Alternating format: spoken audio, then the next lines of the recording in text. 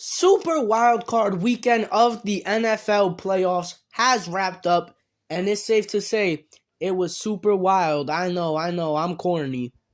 But nah, seriously, in my time of watching football, I don't feel like I've ever experienced a playoff weekend as crazy as this one. Because almost every game was good this weekend, almost every game was close when you didn't expect some of them to be, and it was just overall a lot of fun. My bracket already is messed up though because of some teams, and I'm obviously mad about that.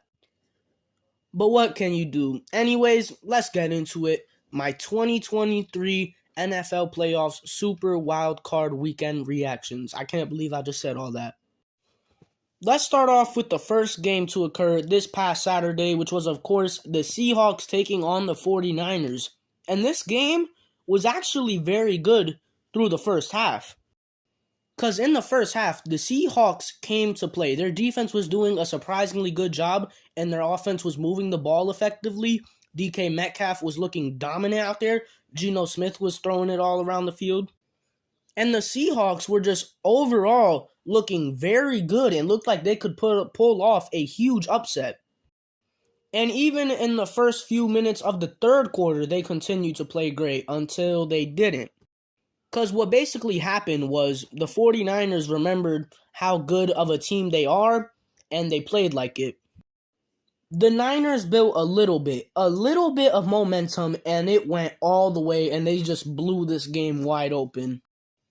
Brock Purdy, after having, honestly, not a very good first half of the game, he missed a lot of throws. Some of them almost turned into interceptions. But like I said, in the second half, he turned this around and he started to play great. He was making those throws that he was missing in the first half. He was making some crazy throws outside of the pocket on the run. And he finishes this game with over 300 passing yards, 3 passing touchdowns, and a rushing touchdown. That boy Brock Purdy went off.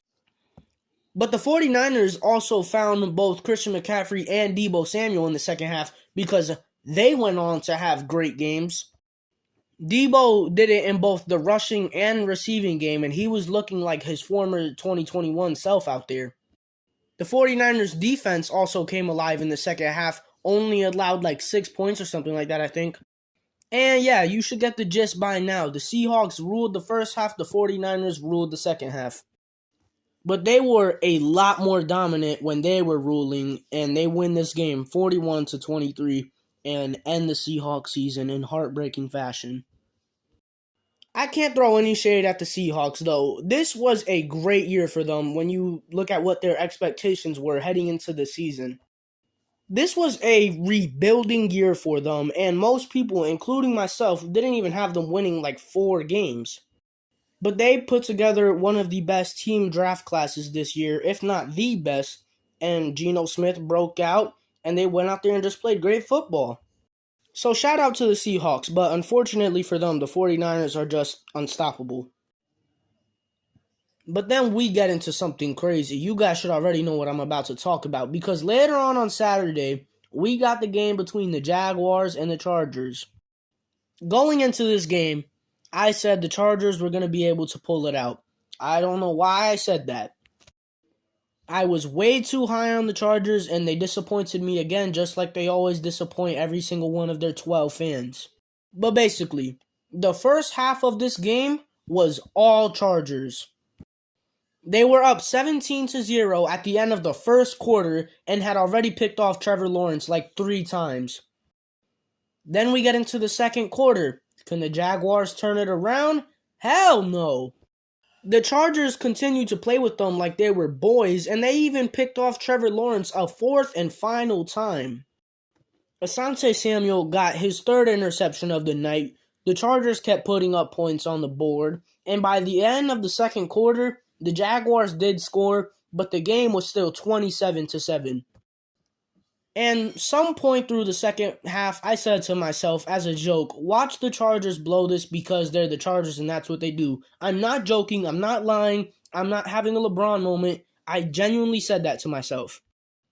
And then what did the Chargers proceed to do? They went out in the second half and completely pooped the bed. Doug Peterson and the Jaguars just simply rallied on and proceeded to score what was it, 23 points almost unanswered.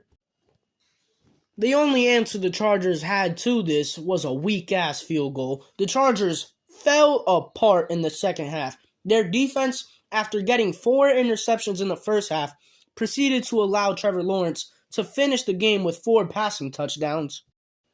And the great minds and talents put together of Justin Herbert, the entire Chargers offense, along with head coach Brandon Staley and offensive coordinator Joe Lombardi, puts together an offensive disaster class.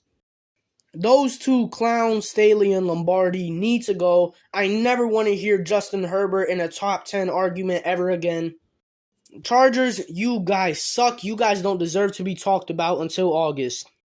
Jaguars, on the other hand, I mean, hey, Doug Peterson has massive balls. Trevor Lawrence also does. The defense performed pretty much a shutout in the second half. I mean, the Jaguars were just a completely different team in the final 2 quarters. And it took till all the way at the end of the game with the last-second field goal for the Jaguars to pull off a historic comeback. I believe they said it was the 3rd largest comeback in playoff history at 27 points. So yeah, shout out to the Jaguars. This just goes to show how resilient, how much heart they play with, and how well coached of a team the Jaguars are. Doug Peterson, you're an absolute legend. And then things proceeded to only get crazier because we kicked off Sunday's action with the Bills almost losing to the Skylar Thompson-led Dolphins.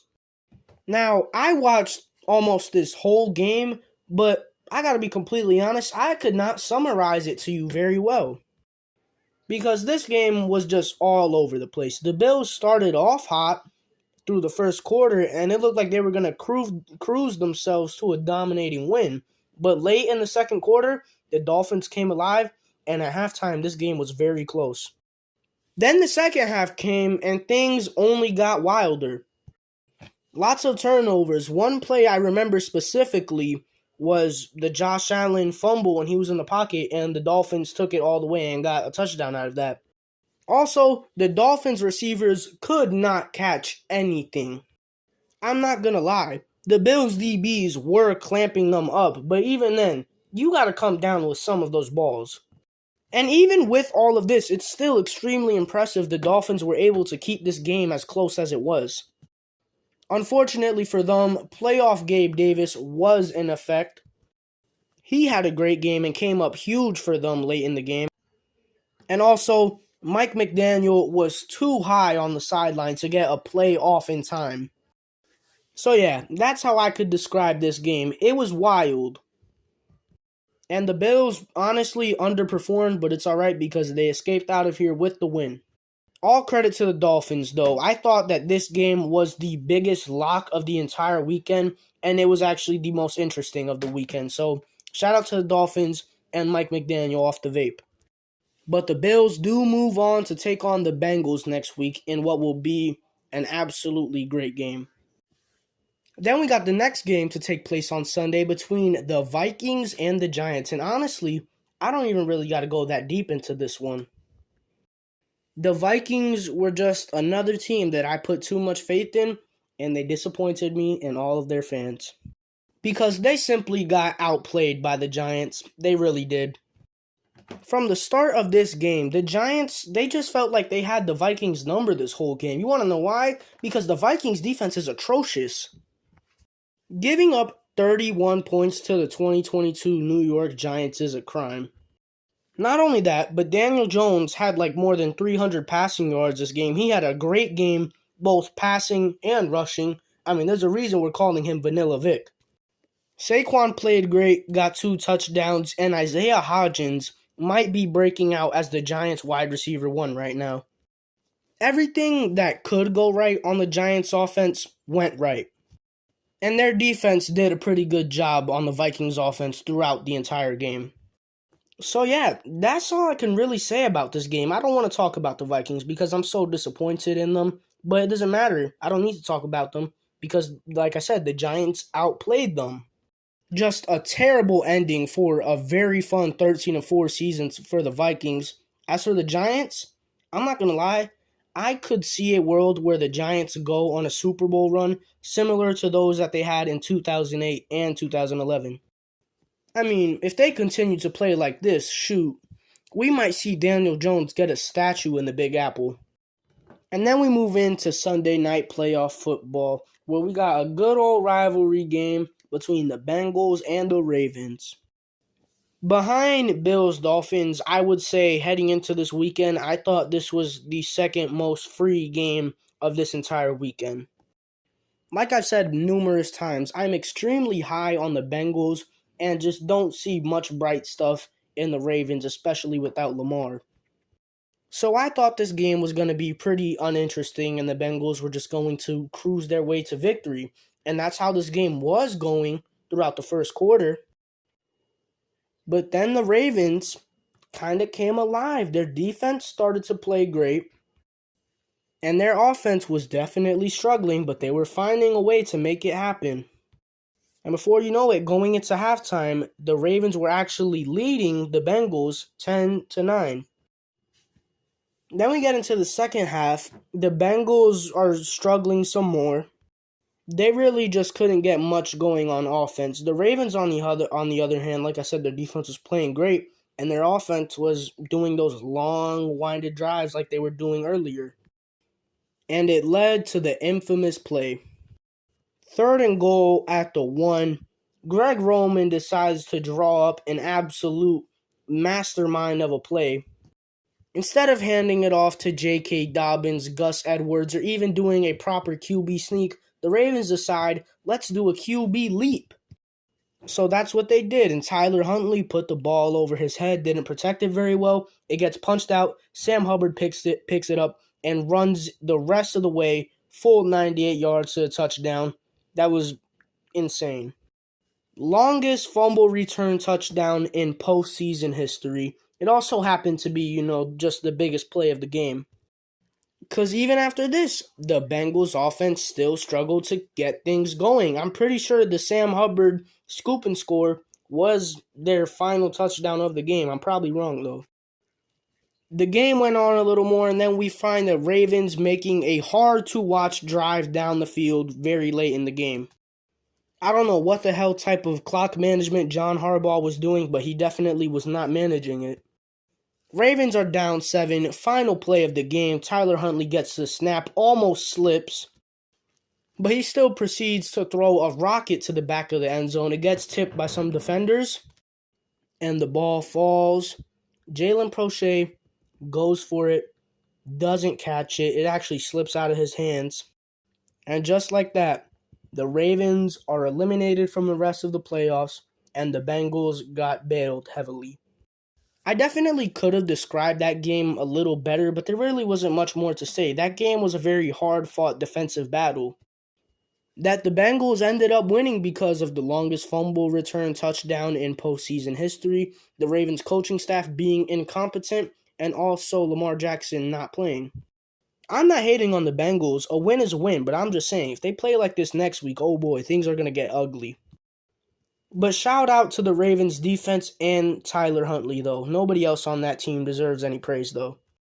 Because Tyler Huntley absolutely did everything that he could and made it happen this game, and the Ravens almost won.